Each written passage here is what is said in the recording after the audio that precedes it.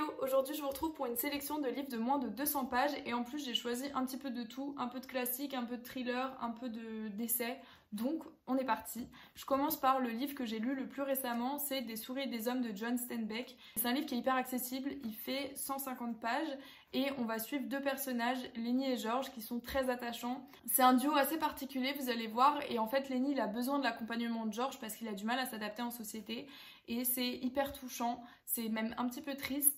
Mais c'est hyper accessible parce qu'on a une plume très accessible avec pas de mots compliqués, pas de grosses phrases, on a beaucoup de dialogues et c'est une histoire qui va vite, donc on s'attache très vite aux personnages et on a très vite envie de savoir ce qui leur arrive.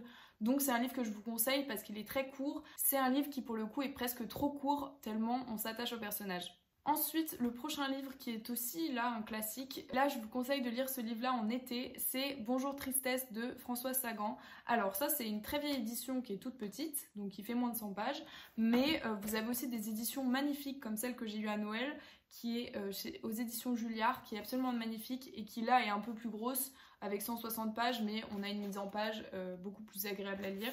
Pour moi, c'est un livre que vous devez lire en été parce que c'est un livre qui se passe en été et je pense que vous n'avez pas toute l'expérience si vous ne le lisez pas en été. C'est un livre qui m'avait beaucoup touchée, je me souviens exactement du moment où je l'avais lu, je me souviens de la plage sur laquelle je le lisais. Et c'est un livre qui fait un peu partie de notre culture, donc je pense que vous devriez tous le lire, surtout qu'il se lit quand même très rapidement. Ensuite, pour choisir des livres courts, je vous conseille de regarder les collections Folio à 2€, 3€. Là, je vous en ai choisi deux, du coup il y en a un à 3€ et un à 2€.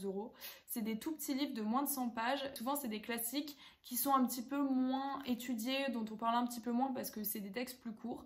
Là, je vous en ai choisi deux de Nabokov parce que j'aime beaucoup l'œuvre de Nabokov et sa plume. Et là, j'ai choisi deux recueils qui sont très différents parce qu'on n'a pas du tout les mêmes textes à l'intérieur. Dans Natacha, on est plutôt sur quelque chose de très poétique avec des textes où on n'a pas forcément d'intérêt à être accroché à l'histoire, mais l'intérêt, c'est vraiment la plume. Dans la plume de Nabokov, et là, on retrouve vraiment la poésie de sa plume.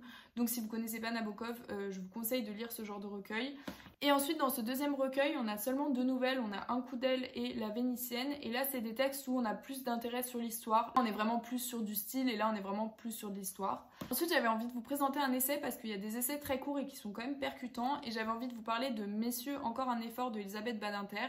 C'est un essai qui va venir parler de la maternité et de la natalité. En gros, elle part du postulat qu'il y a une baisse de natalité en France et elle va essayer d'expliquer pourquoi. Et en gros, certaines des raisons sont les inégalités hommes-femmes, notamment parce que, par exemple, là, il y a écrit « Faire un bébé aujourd'hui, c'est accepter une moindre rémunération tout en assumant les contraintes de la double journée. C'est supporter bien davantage que le père le poids psychologique de la parentalité. » Voilà, c'est un essai qui est hyper intéressant. J'ai souligné plein de trucs, il y a beaucoup de chiffres et je trouve que c'est simple, concis, précis. Évidemment, ça mériterait un approfondissement beaucoup plus gros, mais je trouve que pour une entrée dans un essai ou pour une entrée dans une thématique, c'est hyper intéressant. Et à la fin, on a même des petits graphiques. Donc voilà, c'est un essai que je vous conseille pour entrer dans cette thématique qui fait moins de 100 pages, qui est très intéressant et qui donne des premières clés. D'ailleurs, si vous voulez pas approfondir la thématique, je pense que c'est une très bonne chose d'avoir rien que cet essai-là. Ensuite, j'avais envie de vous parler de livres un petit peu plus historiques. On a d'abord Un secret de Philippe Grimbert qui est plutôt connu. C'est un livre qui fait 180 pages, qui se lit très vite, qui est très triste parce que c'est un livre où on parlait de l'Holocauste. C'est un livre qui est pour moi important et je trouve ça chouette qu'il y ait des livres sur ce sujet-là qui soient aussi courts et qui soient aussi accessibles. Donc c'est un livre que je pense tout le monde peut lire. Et 180 pages, on est quand même sur une mise en page avec du texte assez gros et pas mal de marge. Donc c'est vraiment un livre qui se lit vite et que je vous conseille. Encore sur les livres historiques, je voulais vous conseiller de lire Kim Jong-un, né en 1982, je pense que je le prononce mal, désolée. Et c'est un livre dans lequel on va suivre Kim et on va suivre 6 parties de sa vie. Et en fait ce livre dresse le portrait de la femme en Corée du Sud, de la condition féminine. C'est hyper intéressant parce qu'au-delà du récit, en fait on a un peu un truc d'essai où on apprend plein de choses sur la condition de la femme en Corée. C'est très intéressant, ça se lit très vite et je trouve que c'est très bien fait.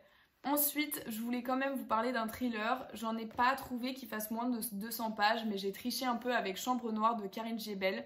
J'adore Karine Jebel et je trouve ça presque dommage de vous présenter des nouvelles d'elle parce qu'en fait elle crée des intrigues tellement bien ficelées, tellement longues et tellement complexes avec tellement de rebondissements que je trouve ça dommage de présenter un tout petit livre, mais c'est pas grave.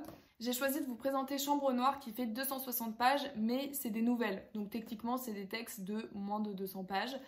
C'est des nouvelles qui sont très chouettes et qui donnent un peu un aperçu de la plume de Karine Jebel. Il y a des nouvelles qui sont vraiment géniales, il y en a certaines où j'étais déçue qu'elle en fasse pas un livre entier, mais si vous voulez rentrer dans sa plume ou si vous voulez lire un thriller mais que vous n'avez pas envie de vous lancer dans un pavé, je vous conseille parce que c'est vraiment très très chouette. Et ensuite, je pouvais pas parler de livres courts sans parler d'un essai qui a fait l'actualité récemment et qui continue de le faire puisqu'il s'est vendu à 200 000 exemplaires à l'heure où je vous parle. C'est Résister de Salomé Saké, qui est un essai dans lequel elle va venir expliquer comment l'extrême droite est au port du pouvoir et comment on peut combattre la montée de l'extrême droite en France et en Europe. C'est super intéressant et c'est un peu comme l'essai de Elisabeth Badinter, on est dans quelque chose de court, concis, avec des chiffres, avec des notions importantes, on est dans quelque chose qui est...